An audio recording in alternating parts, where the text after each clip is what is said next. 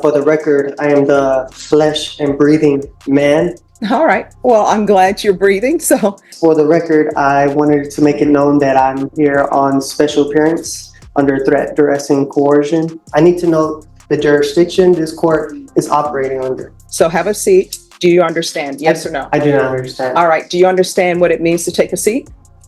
I do understand. All right. So take a seat. If I don't come here, warrants will be placed, which I will be kidnapped and held hostage, and I do not want that. Mr. Casanova, in the human flesh, I'm going to stop you right there. And I want you to hear me clearly. Today's courtroom drama has a twist. A sovereign citizen steps up, ready for a showdown with Judge Boyd, but instead of meeting fire with fire, she responds with grace. While he's gearing up for a battle, she's already 10 moves ahead, like, she's playing 4D chess and he's fumbling through checkers. Watch as Judge Boyd skillfully steers the situation with calm confidence. Tell me your thoughts on her clever approach as we jump into this one. Hello. How's it going? Could be better. All right. So my understanding, you want to represent yourself? All right. You're more than welcome to represent yourself. But here's the thing. Everybody says that they can be an attorney because all attorneys do is talk. That's what people think. But they don't realize there's a lot of knowledge, experience, and wisdom behind that. Absolutely. So if you want to have a jury trial where you represent yourself, you're more than welcome to do so. But once it's set for trial, it's going to trial, and no one's going to be helping you. The state is not going to say, hey, we see that you really don't know the rules, so let me tell you this rule. They're not going to be doing that. My job is not going to be to help you with objections, help you with motions. That's 100% you. Do you understand? I do. And are we on the record? No, we're not on the record. What, you want to put something on the record? Oh, yes, definitely. Sure. All right, court is calling 2024 CR 2974, State of Texas Vector versus Hector Casanova. Can I have parties announced for the record for the state? And are you Hector Casanova? No, for the record, I am the flesh and breathing man. I'm here on a special appearance to clarify any misunderstanding. I am not the legal fiction known as Hector J. Casanova that is on the information there. I just have a few questions to clarify some things. All right, so if you would like to clarify some things, then the person I need to speak to is the flesh and blood man known as Hector Casanova. Yes, I'm the flesh and blood man, Hector Casanova Jr. All right, so you are Hector Casanova, correct? I am Hector Casanova Jr., the flesh and breathing man. All right, well, I'm glad you're breathing. So what did you want to place on the record? Well, first, I don't understand the charges that are being brought against me. There are some clarifications I do want to. All right, so just 1 second, but before we get to that, have you been given a copy of the indictment? No, I have not. All right, so we're going to get you a copy of the indictment. Just give me a moment. All right, have a seat. We're going to come back on the record with this. All right. So we're back on the record in 2024 CR 2974. State versus Hector Casanova. All right, Mr. Casanova, here's the thing. And I want you to hear me clearly, right? I am not your attorney. The document that has been given you is a copy of the indictment. I'm not to give you information about your indictment. That's the indictment. That's what we're here for. So any questions that you would have about that indictment, you're going to have to answer those for yourself. Otherwise, the person who will be telling you about what the indictment means and what the numbers are, that will be an attorney. Do you understand? I do not understand. At this point, we might honestly need a whole new section of the legal code just for sovereign citizens. Imagine if there were a mandatory reality check exam before anyone could represent themselves in court. You pass? Great. Go argue your case. You fail? Congrats. You've just earned a lawyer. No questions asked. These folks really believe they can just waltz into a courtroom and declare, "Your laws don't apply to me," like that's some kind of legal force field. Hate to break it to them, but the Constitution already handled that conversation. And spoiler alert, they're not exempt. No stack of pseudo-legal documents or made-up jargon is going to rewrite actual law. At some point, you've got to put down the crayons and face reality. What that means is, for example, we can go off the record. I'm giving you a hypothetical. All right. Let's say you needed surgery and you're in the middle of the wilderness. You need surgery and you tell me and you tell the doctor, guess what? I'm performing this surgery on my own. I don't need you. I'm walking out of the hospital. I'm going to go in the desert. Now, maybe the doctor would try to stop you and do other things. But if you go in that desert by yourself, don't tell the doctor where you are. You take a scalpel out in the desert by yourself. You don't get to call the doctor and say, hey, I'm in the middle of the desert performing surgery. I'm going to be my own anesthesiologist. I'm doing all of this. How do you do this? Because they're not going to tell you. It's the same thing here. You're saying that you do not want to be represented by an attorney. You want to represent yourself. So that motion, that indictment, I'm not to tell you anything about what that indictment is. The state is not to tell you, oh, this is what this indictment means. This is the range of punishment. Those are things that you're supposed to do. Do you understand? I still don't understand. All right. So just have a seat. This is what's going to end up happening. You're going to have an attorney. That attorney is going to come over to the court right now. You're going to speak to that attorney. After you speak to that attorney, we're going to go forward. Ms. Ferguson, can you call manage to sign counsel and let them know that we need an attorney over here?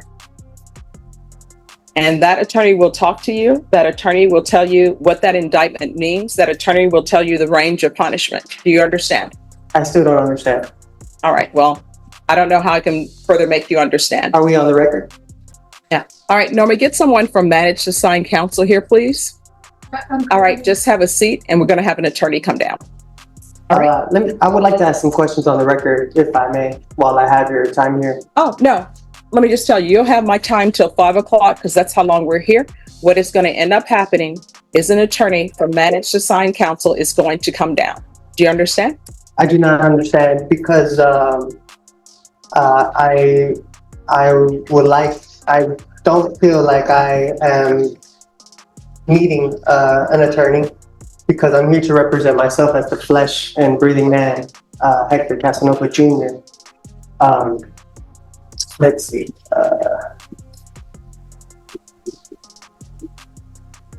All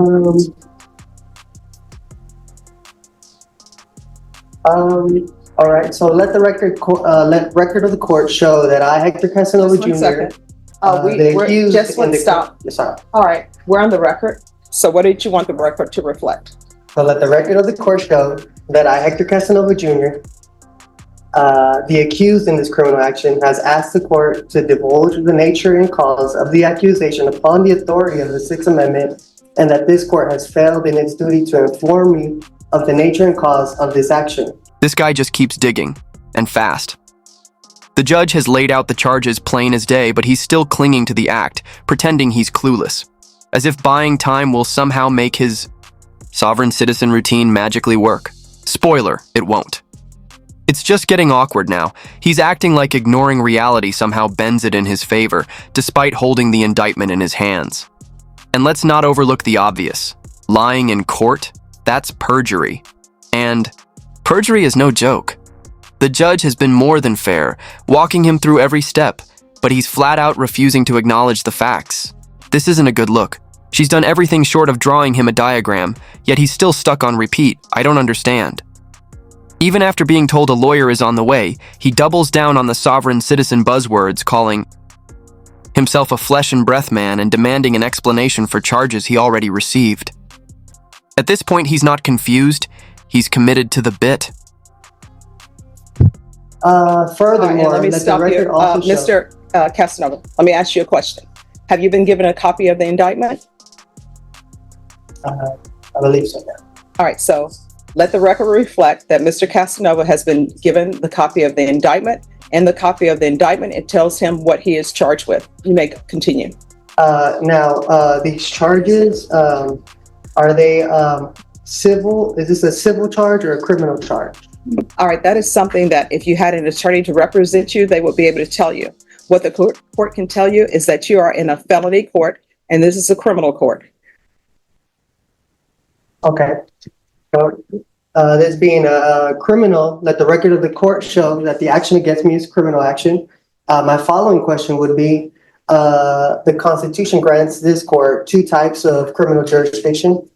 Criminal jurisdiction under the common law and criminal jurisdiction under the admiralty or military tribunal. In which of these two jurisdictions does this court intend to try me? All right, so this is what is going to happen, Mr. Casanova.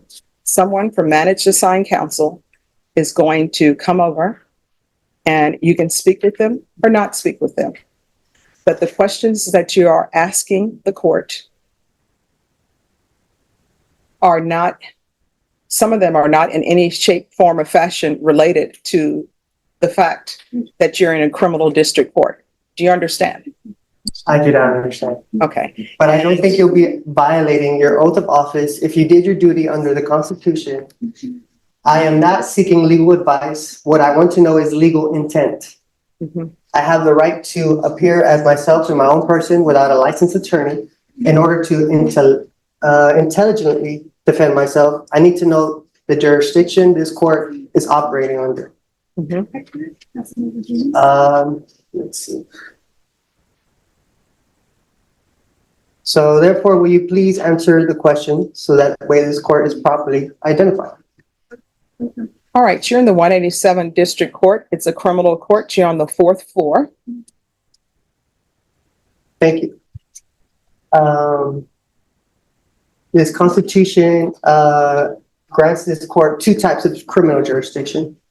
Criminal jurisdiction under the common law and criminal jurisdiction under All right, I'm going admiralty or military to counsel. tribunal. I'm sorry, Mr. Casanova, in the human flesh. I'm going to stop you right there.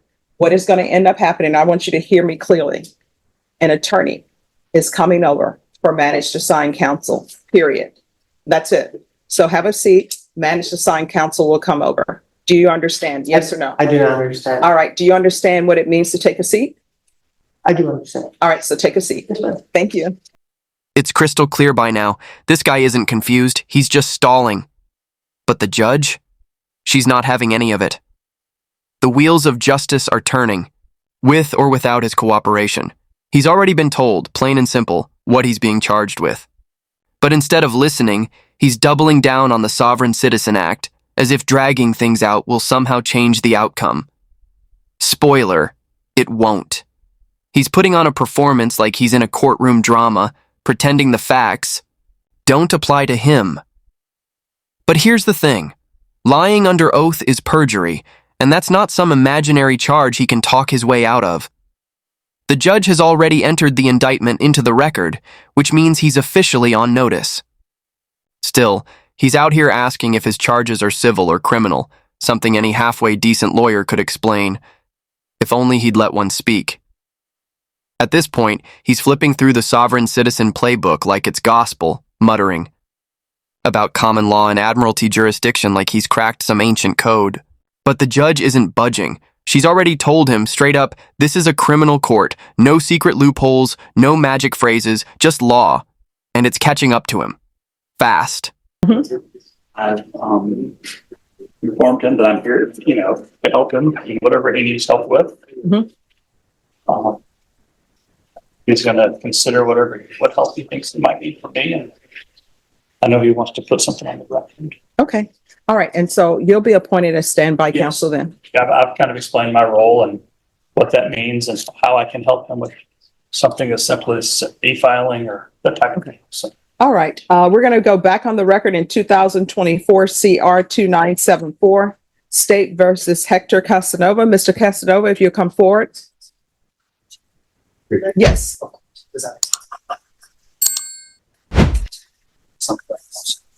All right. So, Mr. Casanova, Mr. Bach is going to be your standby counsel. And that's someone that if you have questions, you can ask him legal questions or what you may have. Thank you for your consideration. All right. And he informed me you wanted to place something on the record? Yes, for the record, I wanted to make it known that I'm here on special appearance under threat, duress, and coercion. All right. Who threatened or coerced you to come to court? The county of Texas. How so? Well, if I don't come here, then warrants will be placed, which I will be kidnapped and held hostage, and I do not want that. So that's why I'm here under special appearance to clarify any misunderstandings and to let it be known where I stand on the record. Okay. Is there anything else? I said everything that needed to be said. Okay. All right. So what we're going to do is we're going to recall your case in 1 month. It's going to be a discovery setting. So that's to make sure that you have all the information that the state has concerning your case. Do you understand? I do understand. All right, Ms. Ferguson, if I can have a 30-day reset for Mr. Casanova. And after you receive all the discovery, then the next setting is going to be a plea deadline date. The state will tender an offer to you at the next setting. And then I'll give you your plea deadline date, and you can accept the state's offer, come to an agreement or not. If you're unable to come to an agreement at that time, it'll be scheduled for jury trial. Thank you, Ms. Boyd. You're welcome. Any other questions? I have no further questions. All right, so Ms. Ferguson is going to give me a date, and then you'll sign it. Mr. Bonk will sign it to signify when you're to come back. All right. I appreciate your time. All right, you're welcome, and thank you for dressing appropriately for court. What date, Ms. Ferguson? All right, so we'll be back on July 29th. All right, once you sign the reset form, you'll be excused. Yes. If something were to come up and I need to maybe reschedule that date, is that a possible thing to You'll come need- up ahead of time? You'll need to speak to the court coordinator, and they will let you know. I will tell you the rescheduling of cases. Are you in the hospital? You're not in the hospital, you need to be here. Okay, You understand? so pretty much no excuse, be here. Yes. Judge Boyd shuts him down in a heartbeat. You're in the 187th District Court, a criminal court on the 4th floor. No fluff, no room for debate. It's a simple fact that completely shatters his attempt to derail the proceedings. At this point, he's just spinning in circles, and it's doing absolutely nothing to help his case. She's handling this sovereign citizen situation like a pro, calm, cool, and totally unfazed by his nonsensical ramblings.